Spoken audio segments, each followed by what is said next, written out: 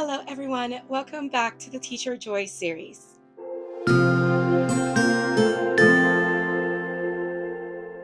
If you're new to my channel, my name is Mariely Sanchez, and I'm a fourth grade teacher in South Florida, and I'm doing the Teacher Joy series in collaboration with Sharidan from Excellently Elementary. Today's episode, we're going to sit down and reflect on our Teacher Joy journey. And this is actually the last episode in this short series. And I'm so grateful for Sheridan for bringing me along in this amazing series where both of us get to share some of the insights that we have had as teachers in finding joy in and out of teaching. And I hope if you have been following the series, it has been helpful to you and that you have been able to take away something from each episode. So, for today's episode, I am going to be sharing about my thoughts about the entire teacher joy journey for me. And I'm going to do it based on my years as a teacher and also participating in this series with Sheridan. So, first and foremost, I'd like to say that finding joy isn't always easy. And we have to give ourselves grace whenever we are going through challenging times. And it's hard for us to be happy or find joy in the challenges that we may be facing. I have to say that I have had years in my teaching experience that have been amazing years, full of joy, full of amazing things that have happened. And I'm so grateful for those years. But I have also had years, like last school year, that were not very simple for me, that were actually a challenge and had me thinking about leaving the teaching profession, as I've mentioned in past videos this year. And I just have to say that when we come to those periods, we have to have grace. And if it's hard for us to be happy, if it's hard for us to find joy, that is okay. As we shared last week in our episode of It's Okay Not to Be Okay. So last school year, I started very energetic, very positive for the year that was to come. It was putting me back into a departmentalized position, something I'm not typically in favor of as my personal choice. I don't like departmentalization. That's just me, that's just my personality. I've always liked teaching all subjects, and I have been teaching all subjects for the past 5 years or so before my principal decided to put me as a departmentalized teacher in our fourth grade team. I wasn't the only one. She actually departmentalized everyone from third grade and up to fifth grade. And I went ahead and I said, you know what? If this is what she needs of me, then I'm just going to make the best of it, even though it was not my first choice. And sometimes that happens in our teaching profession. And I went forward, and you can see in my Lost Blog series, which I just recently started posting, I'm right now up at the point of filming this video up to my classroom setup day 5, and I will be posting the rest of it this coming week. But you can see that I'm in a positive mood. I'm trying to make the best of it. And then as the year starts, things start to become challenging for me. I have one group of high learners and one group of students who are learning English, plus students that need additional support. I also find that my students have various needs, and I'm an empath. I absorb everything that is around me, the energies. I try to avoid it, but that's just who I am. And my students had a lot of needs that went beyond just instruction. And I take that on and I take it to the point that it starts affecting me mentally myself. So as the year starts, the challenges start to pour in, requirements that we have as educators, expectations for getting the students to meet unfinished learning since the pandemic started. It's a lot to, take in as a person, as a teacher, and also try to make sure I am there for my students and meet their needs. So I started getting sick, and that's how my body responds to overstress and when I push myself to the limit. Because I'm someone that I can push myself, push myself, push myself, and I still do well until my body just says, you need to stop this, and my body just shuts me down. So instead of me being mindful and thinking, this is a lot, try to take it in strides, try to slow down, don't do too much at the same time, I just keep pushing myself. And then before I can make the decision for myself to slow down, my body makes it for me. So I started getting very sick. I started with a sore throat that ended up being a throat infection that I got antibiotics for, but it wasn't strong enough. So then that developed into bronchitis, which was risking becoming pneumonia. And I'm asthmatic. So I ventured through those symptoms from September to October. So for 2 whole months, I was battling those symptoms. And I had days that I was out because I wasn't feeling well. I had days that I was out because the doctor told me I had to be out in order to get better. Yes, I actually waited until my own doctor said, "You're not going to get better unless you take some time to rest. You cannot go back to work until this day." And then November came and I thought I was getting better, but then I had a very scary situation happen. One morning I was trying to get ready for school where I passed out and I didn't realize that it had happened. And my mom came to me. I did call out to her because I started feeling strange, like nauseous, lightheaded, and just not well. And all of a sudden, I saw my vision starting to turn black. And the next thing I remember is hearing my mom calling my name really far away. And then she became louder and louder. And when I opened my eyes, she was pounding on my chest, screaming for me to breathe. She said that I not only lost consciousness, but that she did not hear me breathing, and it was her assumption that my heart had stopped.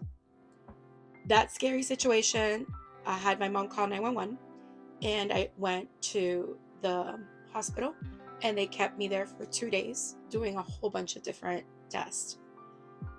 They didn't really find anything at that time, and they basically said that it was just vasovagal. When your heart blood pressure goes really low, your brain doesn't get oxygen, so you pass out.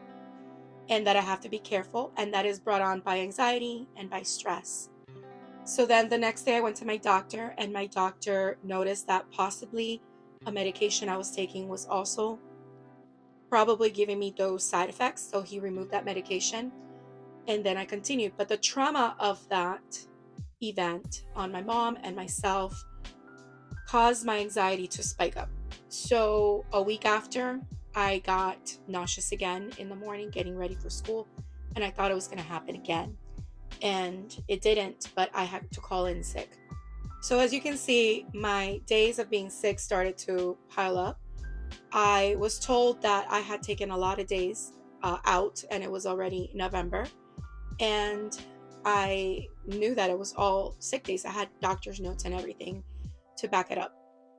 I then started missing school because I was part of the North Region Teacher of the Year committee. And in all honesty, even though that pulled me out of the classroom, those days that I was out of the classroom were much needed days for me because I was not up and about with my students, walking them here, walking them there. I was actually having a good experience looking at Teacher of the Year packets, Rookie Teacher of the Year packets, and trying to select nominees and finalists for Teacher of the Year in our region. It was a really nice opportunity for me and really valuable. I was able to also make connections with other fellow teachers and other educators in different schools, so it's not an experience that I regret. That brings us to winter break. During winter break, I had much needed rest, and I'm so grateful for that. And I made the decision that when I returned to school after winter break, I was just going to try my best to be positive, show up for my students, and do what I needed to do without having to feel like I needed to go above and beyond, and without having to feel that pressure that came from those expectations that were being put on us by the district and the overall education system. I came back to school, and that Tuesday after I came back to school, my mom let me know that she was told by her doctor that she needed to go to the hospital, and she was admitted for almost a week. That was very scary for me because, my mom is very important to me. So that took a toll on me as well. But I just took one more day off, just to be with her in the hospital. And then the rest of the family were taking turns being with her. And I thank God that all the tests came out well and my mom is okay and was able to come back home. About a week after she got back home, my uncle, who also lives with me, ended up being in the hospital, and it was kind of serious for him as well. So he ended up being there for about a week or two. And that, of course, takes another toll on me. But I kept trying my best to show up and be there for my students and do what I could as a teacher while also making sure I took care of myself. As you can see, that causes you to have challenges overall. And in those cases, it might not be easy to find joy. But I made sure that I took care of myself. I continued to check in with my doctors. I followed doctor recommendations. And I try to do something every day that will fill me up in some way, whether it was reflecting on what I was grateful for, doing some meditation. Around that time that my mom and my uncle were in the hospital, that's when I discovered the Finch app, which I mentioned in episode 2 of this series. And that helped me because it was having me think about self care and do different activities that would help me, regardless of how I was feeling, since the app also tracks your mood and, according to your mood, can give you some suggestions on how you need to take care of yourself. The rest of the year, after those big scares and big, health concerns, I continued to have a much better year. I finished off with my Minecraft club in April. My students took their assessments. We finished off having a great school year or end to the school year, and I felt a lot better. And that brought us to summer, and I had an amazing summer, and that brings us to today. So I tell you all this because, as you see, sometimes it is hard to find the joy, but it is important for us to take care of ourselves and do what we can.